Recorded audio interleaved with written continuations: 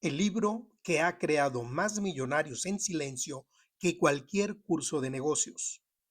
Hoy comenzamos este podcast con un clásico absoluto, Piense y hágase rico, de Napoleón Hill, un libro que ha influido en empresarios, inversionistas y líderes alrededor del mundo por casi 100 años. En este episodio voy a resumirte sus ideas más poderosas y aterrizarlas a la realidad de un pequeño empresario o emprendedor como tú. Cómo transformar tu manera de pensar sobre el dinero, cómo convertir un deseo en un plan y un plan en resultados. Quédate hasta el final porque escucharás varias sugerencias prácticas para aplicar esta semana en tu negocio, con el principio que guía este podcast: máxima eficiencia, mínimo esfuerzo. Soy Octavio Landa de Landa Empresarial. Convierte tu camino al trabajo en una escuela de negocios. Bienvenidas y bienvenidos. Muchos dueños de negocio conocen bien esa sensación de estar como estancados. Sí, totalmente. Y no es por falta de trabajo duro, ¿eh? Al contrario, a menudo es por exceso. Se sienten atrapados en la operación del día a día y la visión de crecimiento como que se vuelve borrosa. Claro. Hoy vamos a buscar una solución en un lugar, pues, un poco inesperado. Un libro publicado en 1937. ¿Ya llovió? Bastante. Piense y hágase rico de Napoleón Hill, que bueno, se basa en el estudio de gigantes como Andrew Carnegie y Henry Ford. Y fíjate que la gran pregunta que tenemos sobre la mesa es, si los principios de un libro de hace casi un siglo, escrito en un mundo sin Internet, sin la globalización como la conocemos, Otro mundo. si de verdad pueden ofrecer una caja de herramientas práctica para un empresario de hoy, o si por el contrario, es solo un conjunto de ideas, de pensamiento positivo que ya no aplican. Justo. Nuestra misión hoy es desmenuzar sus conceptos clave y ver si resisten la prueba del tiempo para quien dirige una pequeña o mediana empresa en el siglo XXI. Exacto. Y la premisa central de Hill es audaz, casi mística. Los pensamientos son cosas. Uf, sí. Suena súper abstracto. Así que empecemos por ahí. ¿Cómo podemos traducir esa frase a algo tangible para alguien que está, preocupado por la nómina de la próxima quincena? Es que es el cimiento de todo el libro. Lo que Hill argumenta es que toda creación material, desde un rascacielos hasta una app, primero fue una idea, un pensamiento. ¿Ok? Pero ojo, no se refiere a un pensamiento pasajero. Él lo llama un deseo ardiente. Y el ejemplo que usa para ilustrarlo es fantástico. La historia de Edwin C. Burns. A ver. Este hombre era pobre, vivía lejos y no conocía para nada a Thomas Edison, pero tenía una obsesión. No quería trabajar para Edison, quería ser su socio de negocios. Ah, una distinción clave esa. No ser empleado, ser socio. Justo. Esa es la clave. Burns se sube a un tren de carga y se presenta, así como si nada, en el laboratorio de Edison. ¡Wow! No tenía nada que ofrecer salvo su apariencia de vagabundo y una determinación absoluta en la mirada. Y Edison contó después que le dio un trabajo de bajo nivel precisamente por esa convicción que proyectaba. Por la mirada, por la pura convicción. Durante 5 años, Burns hizo tareas menores, pero en su mente, él no era un empleado. Era el socio en espera de Edison. No tenía un plan B. Había quemado sus naves mentales. Ok, aquí es donde quiero hacer una pausa. Porque, a ver, para un empresario moderno, escuchar quema tus naves suena A una locura. a una imprudencia tremenda. Tienes responsabilidades, quizá empleados, una familia.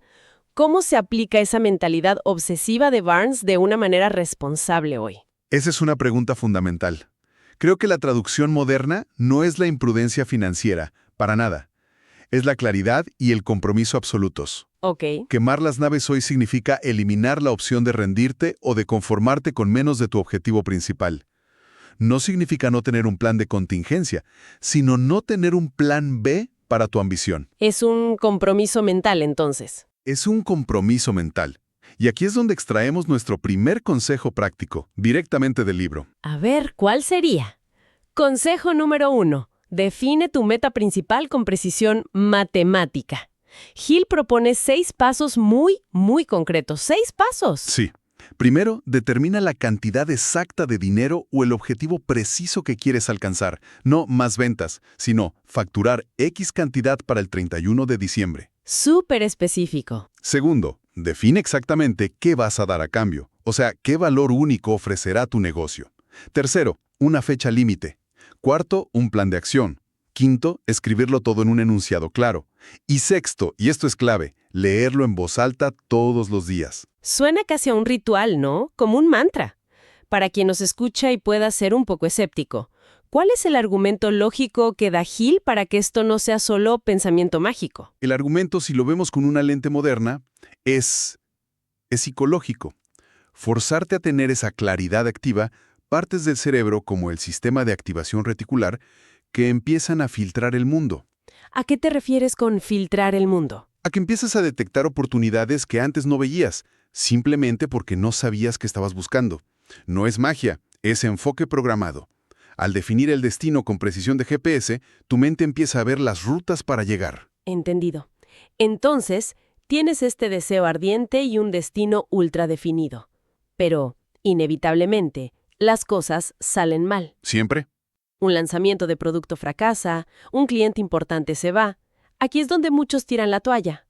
¿Qué dice Hill al respecto? Aquí introduce una de sus ideas más poderosas, y lo hace a través de la historia de un hombre llamado R.V. Darby. Ok. Durante la fiebre del oro, Darby y su tío encontraron una veta. Invirtieron en maquinaria, sacaron un poco de oro, pero de repente Se acabó. se acabó. Siguieron cavando, frustrados, hasta que se rindieron. Vendieron toda su maquinaria por unos pocos cientos de dólares a un chatarrero. No me digas. Y me imagino la historia, el chatarrero encontró el oro. Sí. El chatarrero fue más inteligente. Contrató a un ingeniero geólogo que analizó la mina y le dijo que, según las fallas geológicas, la veta principal debía estar a solo 1 metro de donde los Darby habían dejado de cavar. A 1 metro. ¡Qué dolor! El chatarrero extrajo millones de dólares de esa mina. La lección de Hill es brutal. El fracaso es un evento, no una persona. Y a menudo, la rendición llega justo antes del gran avance. Esto sí que resuena directamente con la vida de un emprendedor. El fracaso de un proyecto no significa que la persona sea un fracaso, sino que el plan no era el correcto. O sea, ese cambio de perspectiva lo cambia todo. Completamente. Y de aquí sale nuestro segundo consejo práctico. Institucionaliza el fracaso como retroalimentación. Institucionalizarlo.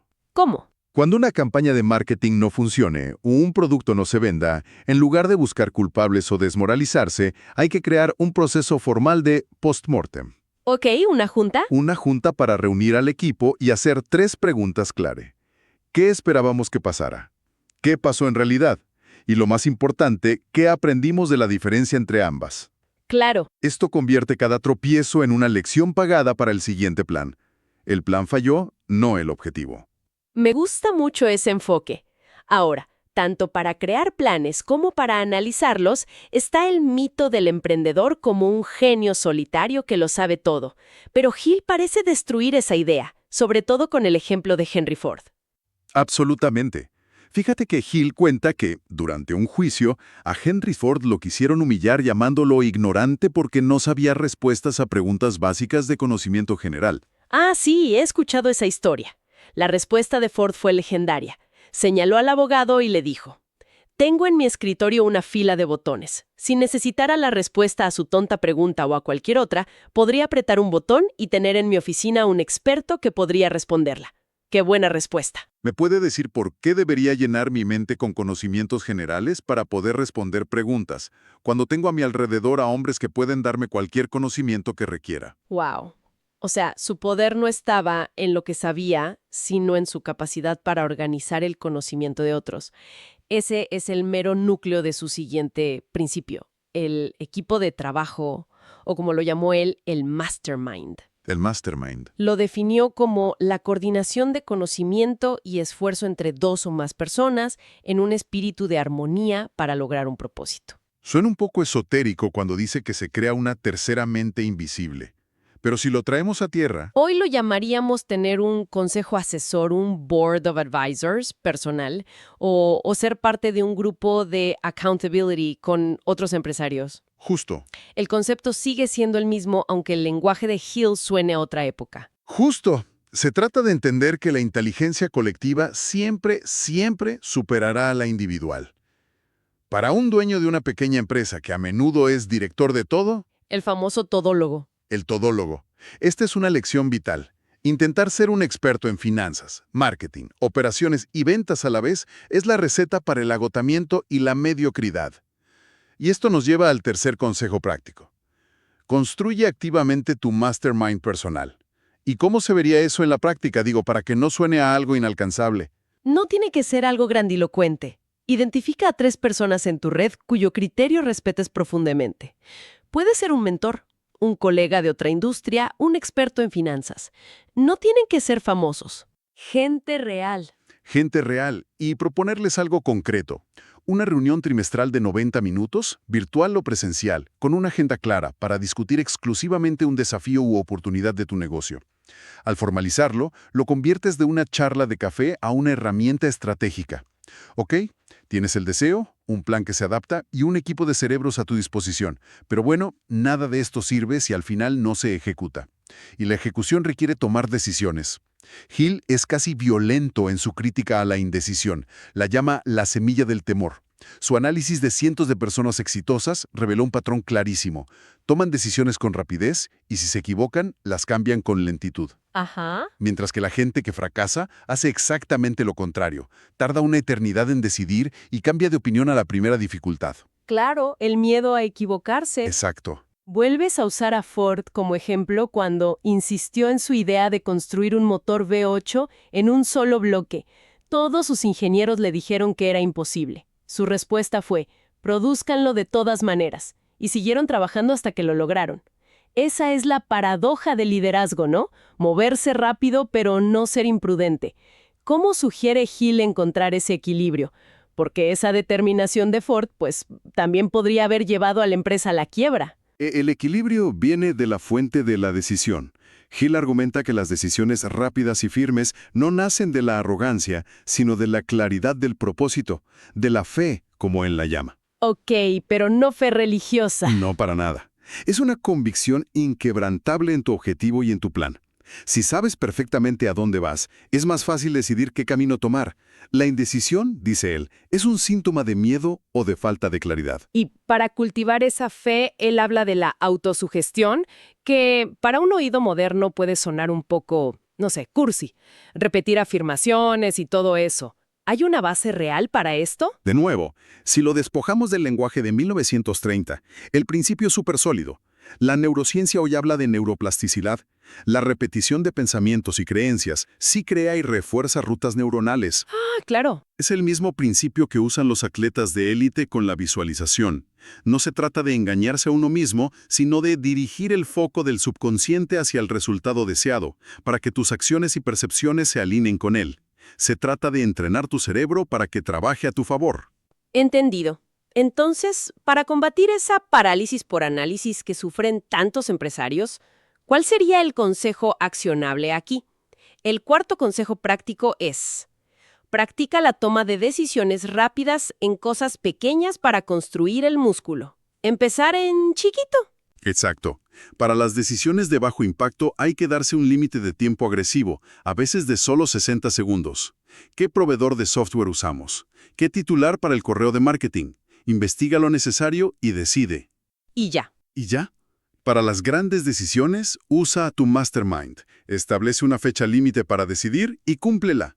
La idea es que una decisión imperfecta y ejecutada es casi siempre mejor que la decisión perfecta que nunca se toma. El objetivo es matar la procrastinación. Me parece muy, muy útil. Hemos cubierto la mentalidad, la planificación, el equipo y la acción. Si unimos todo esto, parece que el mensaje central de Hill es que el campo de batalla más importante para un empresario no es el mercado ni la competencia, ¿No? sino su propia mente. Esa es la síntesis perfecta. Él afirma que la pobreza y la riqueza son vástagos del pensamiento y que el ser humano tiene control absoluto sobre una sola cosa en todo el universo, sus propios pensamientos. Una sola cosa, una. Todo lo demás, la economía, los competidores, la suerte, está fuera de tu control directo. Por eso, enfocar toda tu energía en dominar ese único factor que sí controlas es la estrategia más inteligente. Entonces, para recapitular esta caja de herramientas que hemos construido a partir de este viejo libro, los puntos de acción clave para quien nos escucha serían, primero, Definir el éxito con una claridad casi obsesiva, con números y fechas. ok, segundo, Tratar cada fracaso como una clase carísima sobre cómo mejorar tu plan, no como un verdicto sobre tu capacidad. me encanta. Tercero, Dejar de ser un llanero solitario y construir formalmente un pequeño grupo de asesores de confianza. el mastermind. Y cuarto, Entrenar el músculo de la decisión, empezando por lo pequeño, para que la acción se vuelva un hábito. perfecto, exacto. Es un sistema operativo completo para la mente del líder. Y hay un último punto que me parece crucial, que es el quinto consejo práctico. Construye una fortaleza contra la negatividad. ¿A qué te refieres? Hill identifica 6 fantasmas o miedos básicos, pero los más paralizantes para un empresario son el miedo a la pobreza y el miedo a la crítica. Sugiere rodearse de personas que te impulsen y limitar conscientemente la exposición a la negatividad. Ya sea de noticias o de personas cínicas. Justo. Tu entorno mental es tan importante como tu entorno de mercado. Muy cierto. El cinismo no ha construido ninguna empresa. Así que bueno, después de este análisis, parece que los principios de Hill, una vez que los traducimos y les quitamos el polvo, siguen siendo increíblemente relevantes. Yo diría que más que nunca. En un mundo con tanto ruido e incertidumbre, la capacidad de gobernar tu propio enfoque y tu propia mentalidad es el mayor activo competitivo que puede tener un líder. Y eso nos lleva a la idea final para reflexionar. El libro se escribió justo después de la Gran Depresión, una época de enorme incertidumbre externa, muy parecida a la que sentimos hoy en muchos aspectos. Totalmente. Hill insistió en que lo único que realmente se puede controlar es el pensamiento. Así que la pregunta para quien nos escucha es esta. En el estado actual de su negocio, ¿qué parte del éxito o de las limitaciones se está atribuyendo a las circunstancias externas que en realidad se podrían controlar si se tomara dominio absoluto del propio enfoque mental? Escuchaste varias acciones prácticas, pero quiero que recuerdes algo importante. No se trata de hacerlas todas, se trata de empezar por una. Elige una sola acción de las que escuchaste hoy. Escríbela y llévala a la práctica esta semana. Ese es el espíritu de este podcast, aplicar el principio de la naturaleza en tus negocios. Máximos resultados con el mínimo esfuerzo. Si este episodio te dio claridad, te invito a suscribirte o compartirlo. Yo soy Octavio Landa y esto fue Eficiencia Empresarial en 15 minutos. Convierte tu camino al trabajo en una escuela de negocios.